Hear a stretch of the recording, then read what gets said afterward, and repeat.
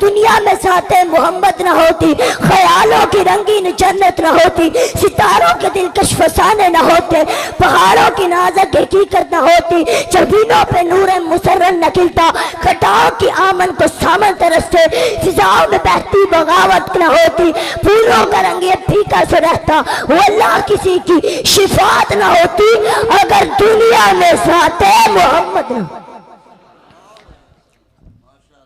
ارے دوست حضرات گرامی قدر، میں اپنی گفتگو کو اختتام کی طرف لے جانا چاہتا ہوں. ارے میں تو کہا کرتا ہوں میری تے کل کائنات ہی میرا پیغمبر ہے، میرا تے پیر بھی میرا نبی ہے، میرا تے مرشد بھی میرا نبی ہے، میرا تے رہبر بھی میرا نبی ہے، میرا تے رہنما بھی میرا نبی ہے. وہ میری سیرت کا بھی امام ہے، وہ میری صورت کا بھی امام ہے، وہ میرے دن کا بھی امام ہے، وہ میری رات کا بھی امام ہے، ہفتے کے دن کا بھی امام ہے، اتوار کے دن کا بھی امام ہے، بدھ کے دن کا بھی امام ہے، جمعے کے دن کا بھی امام ہے، میری عقل کا بھی امام ہے، میرے شعور کا بھی امام ہے، میری نماز کا بھی امام ہے، میرے سجدے کا بھی امام ہے، میرے رکوع کا بھی امام ہے. ارے وہ میرا مصطفیٰ ہے، میرا مصطفیٰ ہے، چاہے جانے وفا ہے میرا مصطفیٰ، اروح ارض و سما ہے میرا مصطفیٰ، آدمیت آدم میرا مصطفیٰ، کاملیت کامل میرا مصطفیٰ، شمع غار ہیرا ہے میرا مصطفیٰ.